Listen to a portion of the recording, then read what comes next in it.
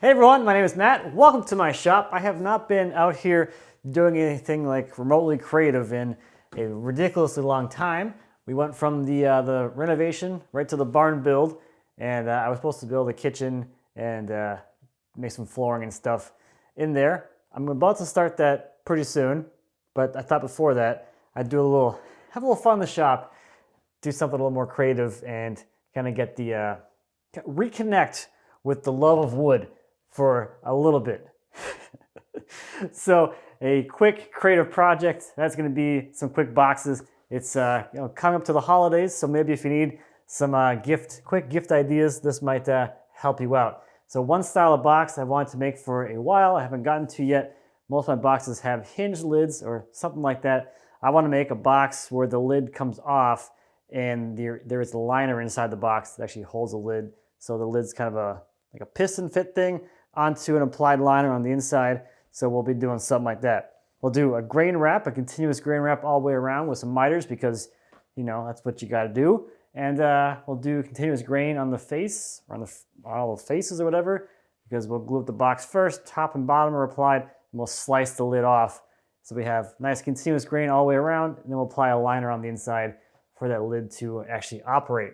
So let's take a look at some wood, because I got a few boards here. So first up, I have some bird's eye maple. This I actually bought at Home Depot many years ago. I think at least 6 years ago. I talked about that in a shop update a long time ago. I stopped at Home Depot today, and I found this piece of curly bird's eye maple. This stuff is probably going to be picked over by people actually looking for wood at Home Depot. So you might be able to find something fun and crazy in the bins at the home center. So this has got some really nice bird's eye. You can see it's got a fair amount of curl. I'm not going to need a whole lot of this, but you know, it's been 6 years or whatever, and I haven't touched it at all. So I'm okay with just chopping off a little bit and using that. I also have some what we'll call inconsequential cherry. This has been kicking around for at least a decade. This one here has got some kind of fun crotch figures, so I can play with that for like the lid or something, and then I can get the lining from like, you know, some of this quarter sawn looking material down in here. I got way more than I need. Here's a second piece in case I actually need it, but that's been sitting out there in the lumber pile for a decade, not doing anything. So good time to make use of some of that. So I'm gonna make a couple of these. Don't really know like what sizes. I'll probably just make a few different sizes and kind of go from there. So we're gonna start with the bird's eye maple. We get some chunks cut off, and then we'll start processing it down to, I guess, the rough blank sizes.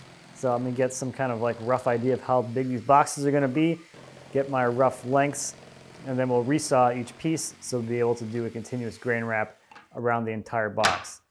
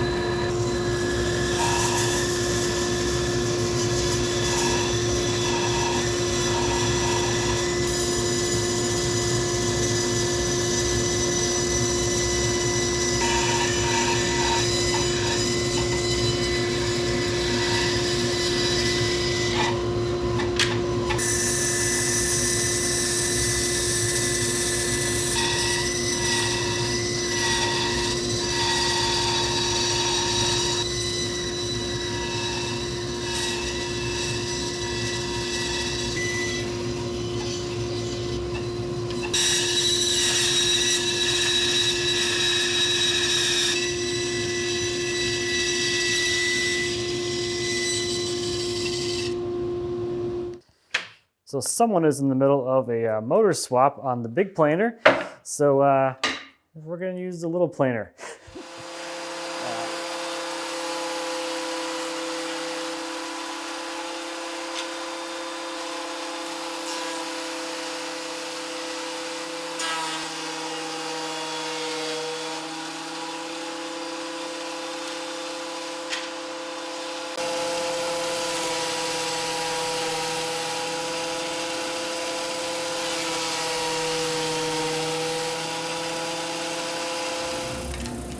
finish off the planer is pretty good, but I do have some like micro tear out around the eyes, which I kind of expected. So I'm gonna give these a few passes through the drum sanders to clean up that little bit of tear out. And then I'll go ahead and finish prep all the parts. These parts are gonna get small pretty quick, and it's gonna be a lot easier to sand all this stuff when it's larger pieces like this than when it's a bunch of small pieces later on all cut up.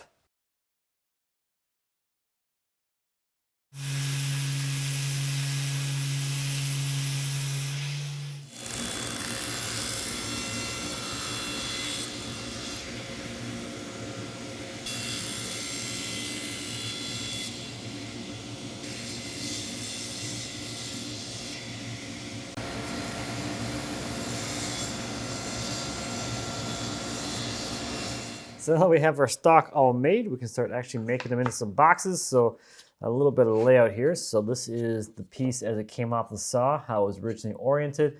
So for continuous grain around the outside, we want to open it up so we have the book match. The book match becomes the outside.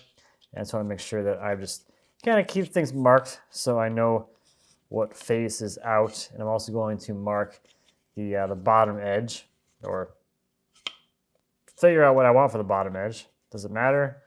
This is not that wide, so probably not. Let's call this the bottom. So now we have our layout for how everything is supposed to go.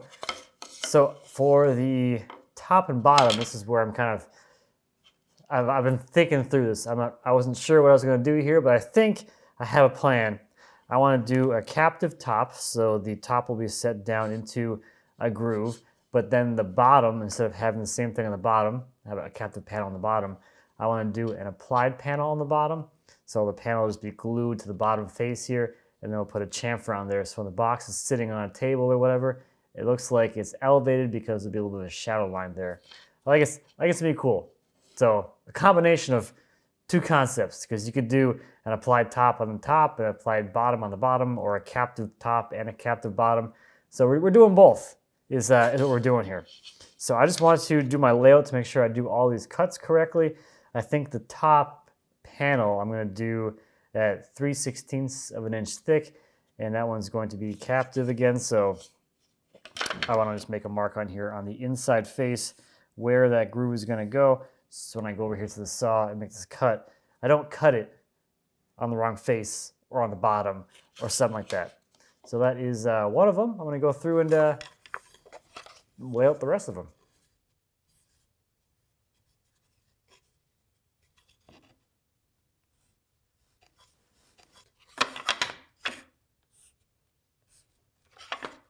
For the groove for the top, I want that to start a little under 1/8 of an inch from the top edge of the box.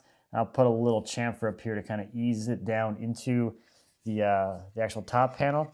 It's 3/16 of an inch wide, so it'll be a pass and a half with the 1/8 inch table saw blade. So the fence will move a 1/16 of an inch over for a second pass. And then the blade height is about half the thickness of my stock, which is about 1/4 of an inch thick. So we are all set to go. Let's run these grooves.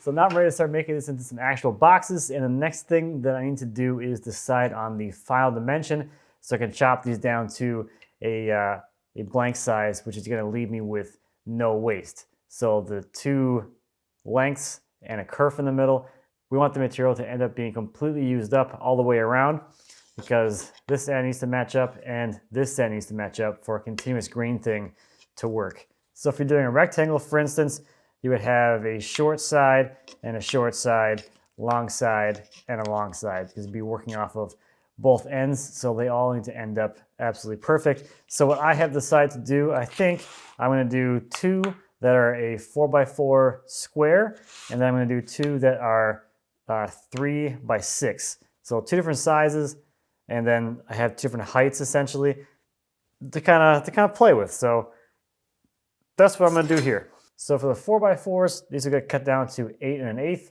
That's two sides plus a kerf. And then for the other ones, it will be 3 plus 6, which is 9 1/8, which will give me my actual blank size. And then I can move forward to the mitering step or the beveling step, whichever way you wanna call it.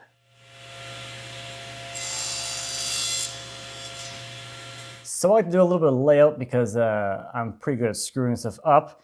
So I have all of the angles laid out on here, at least just the directions, so I make sure I don't cut these, in the wrong direction and screw up the show face of that part. I've also labeled or marked the desired length cut for each piece. So I have my short sides and my long sides. These are my 3x6 box. So you can see how we are cutting our way around the rectangle. So if we're cutting 6-inch sides, we're cutting from this end on this piece, and on this piece, we'll be cutting from this end over. So it just helps to kind of keep things straight in your head when you're doing stuff like this, where it actually matters what side ends up where, because the grain continuity thing is awesome and sweet when it works, or when you're paying attention enough to make it work. So I have my bevel crosscut sled thing here, and I'm gonna go ahead and start making some cuts. One thing that is super important with this is to actually check your work, check the actual cut off the saw. Don't just set your saw to 45 and throw your sled on there and just start cutting. Actually check what comes off the saw, what the resulting cuts are, and make adjustments from there.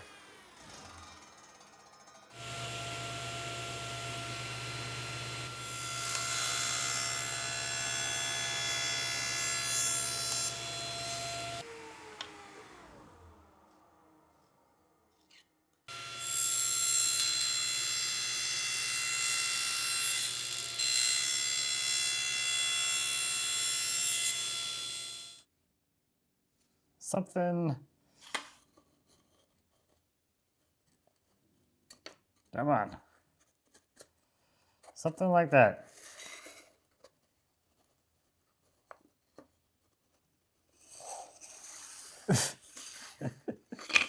Okay, there are the box parts. So next, let's make a top and bottom so we can get those things actually glued up.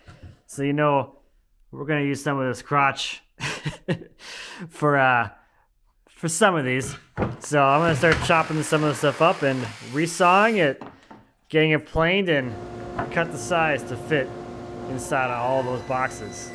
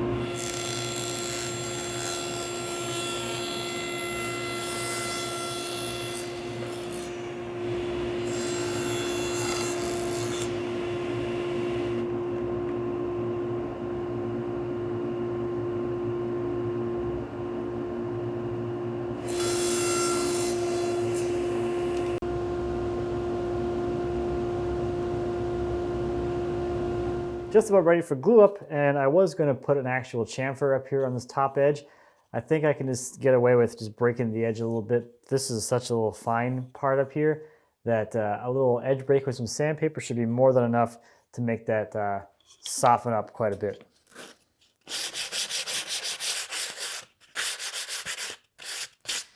Yeah, so it's more of a round over now than a chamfer, but it's a little bit of a small detail here, but it just kind of helps to break the edge and transition into the flatness of the actual top panel. So I don't know, I'm pretty happy with that. So at this point, we can start getting ready for the glue up, and the inside face should be sanded because you're not going to be able to do that after this point. So definitely a good idea to do all your finish prep on the inside now while you still have access to the interior pieces there. So I'm going to use some masking tape here to help us fold this box up, and I have this piece of MDF here to make sure that I get the edges nice and straight as I am taping them together.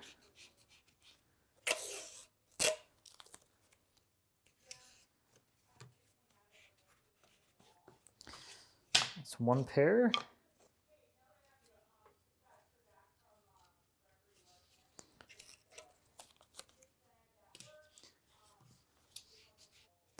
Okay, and now two pair. So in this case, since we are rectangular, it's pretty easy. The 6 goes next to a 3.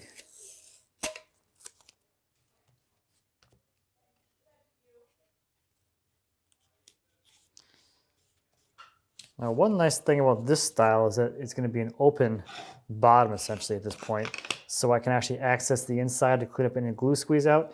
If you're doing 2 captured panels, so a captured top and a captured bottom, after this point, you can't get in here to clean up any glue squeeze out, so you really need to be careful with the glue or do some prep work ahead of time to make sure you don't have any squeeze out to the inside at all. So you could do something like you could pre-finish the entire interior of the whole box, including the panels. That would be a nice way to go.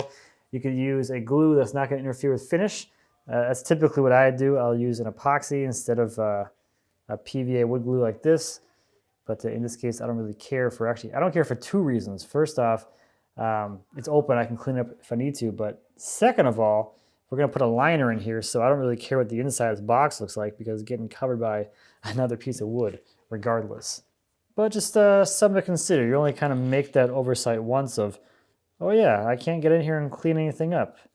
I guess I should should have planned, or should have thought of that.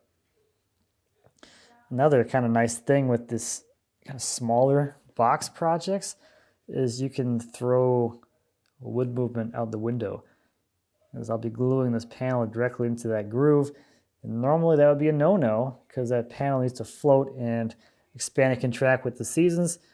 But at this scale, that is completely negligible. This is only, what, like almost 3 inches wide, which if you think of like a mortise and tenon joint, there's plenty of times you'd make a tenon that's 3 inches wide. Mortise and tenon joints, at least normal ones, like a rail into a leg, for instance, is going to be cross grain. So at this kind of scale, it makes absolutely no difference, which is super nice. That's why we're going to just glue the bottom directly to the box and not really care, as we can do that.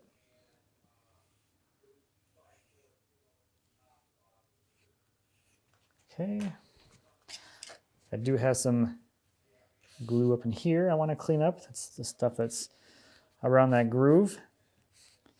The inside again is all sanded already, so it's all finished prepped. I don't have to worry about getting in here to sand this ever again or clean it up or anything, which is nice. Panel goes, don't remember which way this panel goes, this way.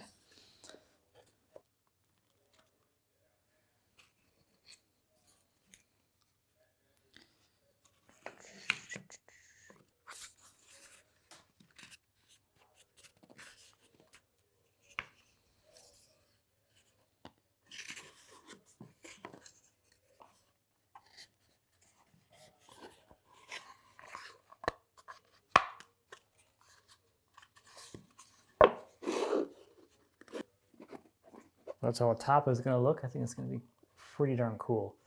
That's a nice pairing.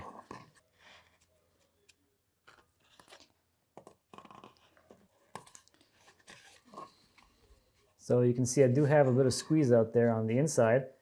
I'm going to leave it because I don't care. That's the mood today. So I got a little bit of gap action going on here.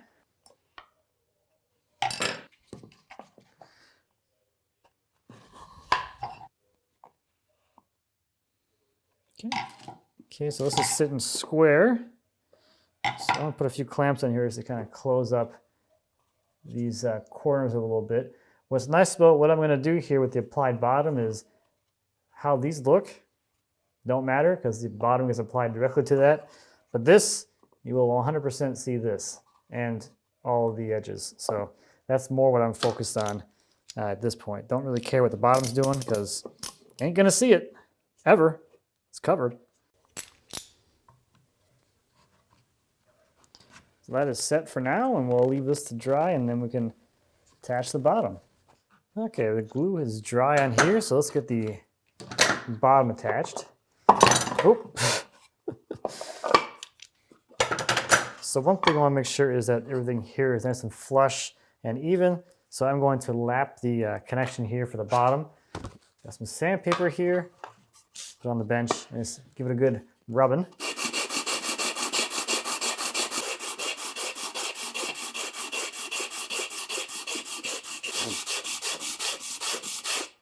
Now again, normally we'd be actually worried about squeeze out, but because we had that liner going in, it doesn't really matter because it all gets kind of covered up.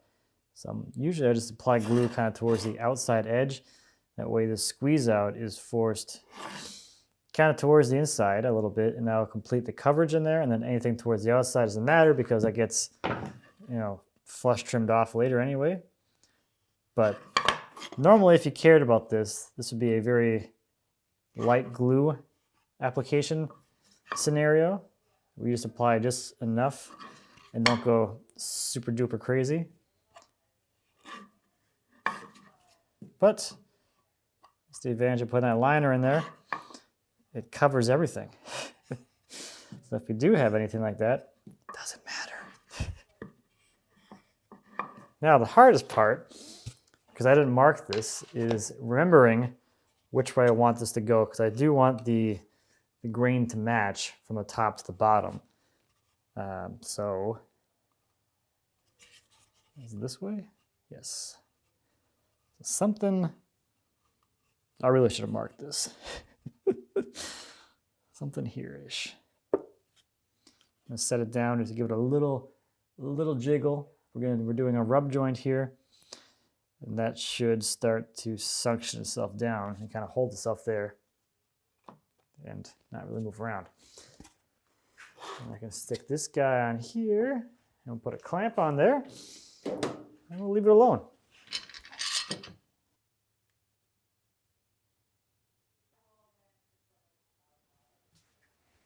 So through the magic of TV, I have a couple of other boxes that are ready at that step with the bottoms on there, ready to be kind of cleaned up and ready to go. So I'm going to slice off the remaining waste here, head over to the router table, flush trim it, and then we'll add the chamfer to the underside, which is going to cause the box to look like it's kind of floating as it's sitting there on the table or whatever you have it sitting on.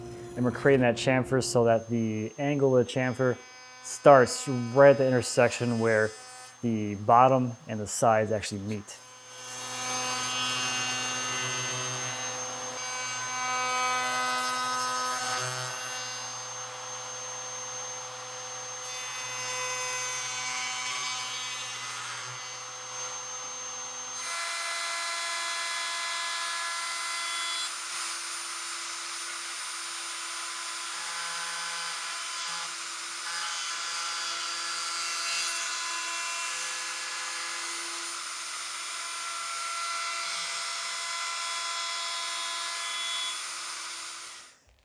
I do like this detail where it kind of looks like it's floating down there. There's that nice shadow line.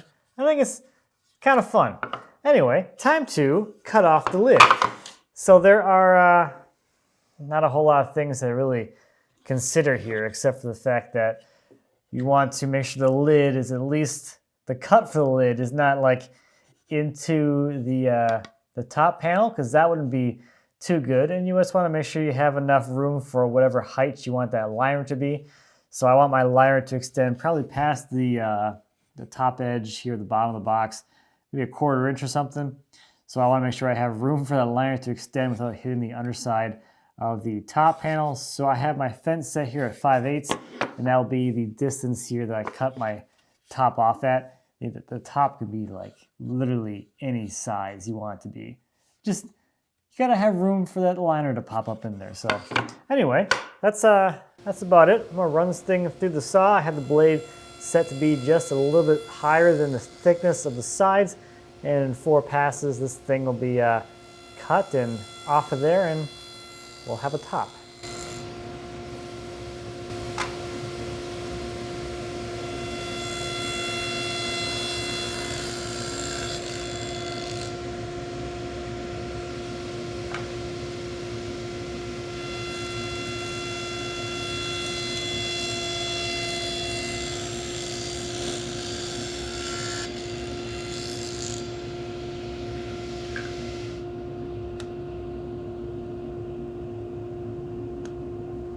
So the cuts are pretty good, but they are just a little bit off. I have a little bit of a little something going on there. So I'm going to use some sandpaper here, and we'll just lap the top and bottom, making this one flat again before moving forward and creating all the liner stock. There, that's a lot better. So let's go make some liner stock.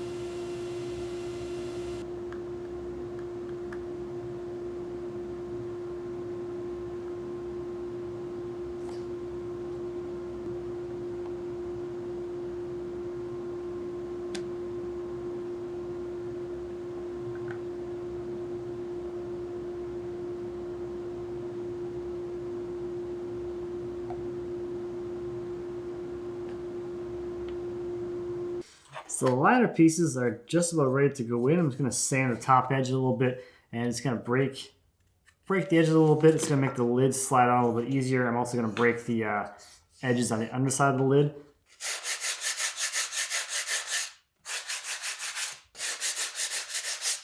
Okay, those are all cleaned up. So now we can start actually installing these things. In reality, you don't really need to glue these in maybe if you have like a thicker box material, but because this is so thin, I want to make sure that it's actually glued in place so they don't bounce around or anything. But I'm gonna go pretty conservative here on the glue. You don't need a whole lot. I'm just trying to tack it in place on the top edge here where the liner actually meets, so we have a gap between the box side and the liner itself. But I don't want so much glue on here that as I'm sliding the liner in, I got a bunch of squeeze out getting forced down, then onto the bottom of my box where I don't want glue, because I won't be able to hide that. I didn't care about squeeze out before because this piece is going to cover all the squeeze that I have on the bottom of the box right now. But after this point, or after that point, I don't want any more squeeze out. I'm trying to keep it back from the top edge too, because I don't want any squeeze out to come up along the top edge between the top edge and the liner, because good luck cleaning that up. Sounds horrible. That's also why I'm not applying glue to the liner, because as you slide it down in there, it'll catch, the glue will catch on the side and kind of squeegee its way off of there, and you'll have a big glob of glue between the liner and the side, which I do not want.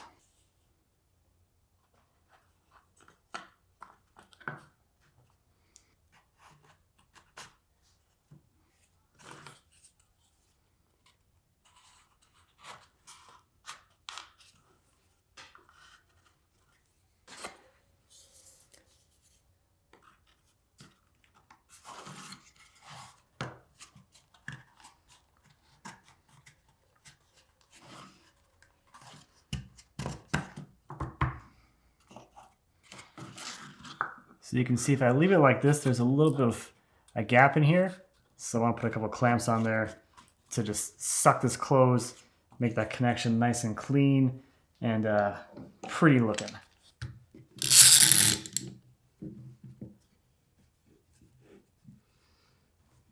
Okay. Let's see how it looks, or how it works, or whatever. Oh, that's nice. It's got a nice fit. So I'm gonna get these cleaned up and ready for some finish. So to finish these boxes, I'm gonna use 12 volts Halcyon. I'm gonna use their clear because I want a water-based finish that has a clear properties. So this is a sample with the clear, but they also make the Halcyon Amber, which has more of an oil type finish to it. So you can see the amber imparts that really kind of yellow-orange hue to it. I don't really want that amber hue on the maple. I want to keep it nice and white and vibrant, so I'm using the clear. But if you're using a species of wood that you want to impart that more amber oil-based hue to, the amber is going to be a good way to go. So this should be kind of fun. I feel like these little bag things. It's nice. Whoop. In case you're wondering, Matt, what happened to the other box? I thought you started with 4. I did start with 4. And this is why I label things.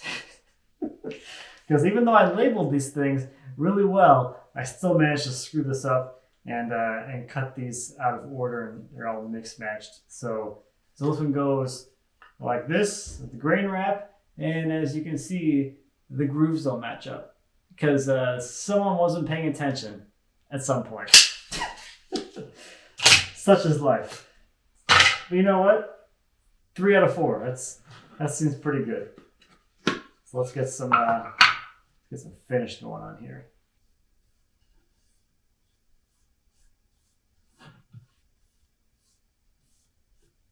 The package does say that you're supposed to wait an hour between coats, but as we get into the winter here, it is currently 10% humidity in the shop. So I can't imagine this is going to take more than like, I don't know, 10 to 15 minutes to dry. Because it's that time of year. Yeah, this stuff is gorgeous. Look at these eyes just popping. Just popping. Should use like a bigger cup, I think.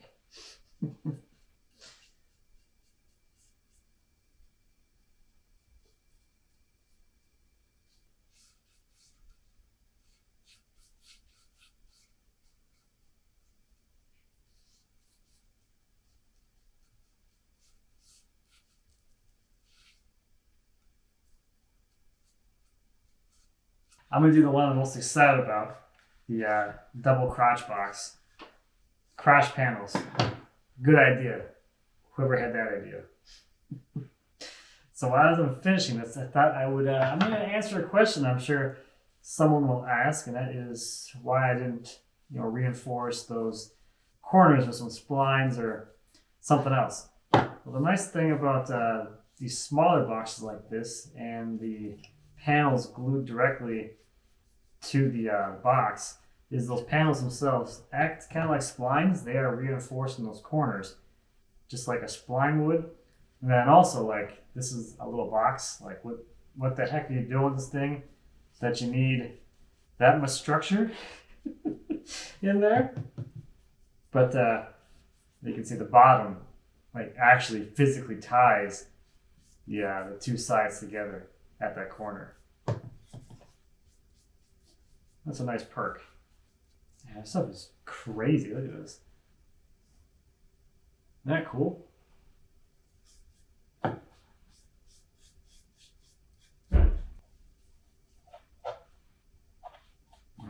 Yep. Crotch panels were a good idea.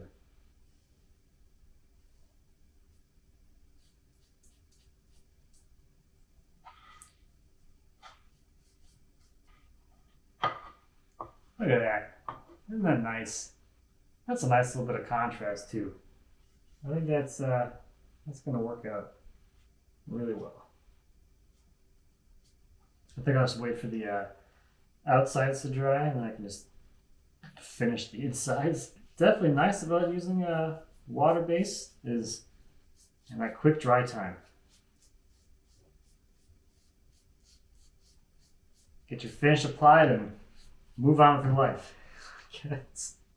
Okay, these are dry now, or dry enough now to handle and flip over.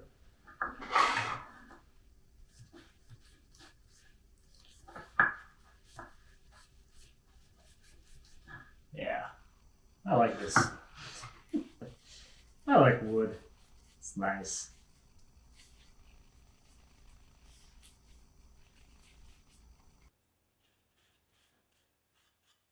All right, that's it. I gave it a second coat of finish to help even things out, and I think the build on here is kind of nice medium between close to the wood and thick film finish, and this is super cool.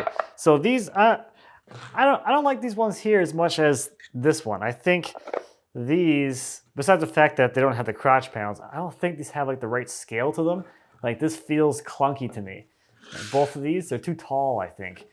But for some reason, like, this height seems really nice to the scale of like the length and width and everything. I don't know. It's just something. I don't know. But I absolutely love this lid thing. Like, there's something incredibly satisfying about how this lid goes on and off. And like, the fit is just like, it's snug, so it holds it on there really nicely, but it's also not super tight that you have to force it to come off. So that's a great detail. And I definitely do love the chamfer here on the bottom, giving it that kind of elevated feel with that shadow line. It's also a really fun and nice little detail. Crotch. It's a cool little box. I'm really happy, and this was a lot of fun just to get out in the shop and actually make something out of wood for the first time in a long time. That feels good too. So this definitely serve its purpose, even though I don't really care about these ones as much as I do this guy. I feel excited again, and I'm ready to get back to doing more creative things. So that's gonna do it for this one. Hopefully this maybe you want to make some fun little gift boxes for presents or something. That's what these are gonna end up being. But kind of a quick little project that someone would definitely like to get. Even like, you can put like a gift card in here or something.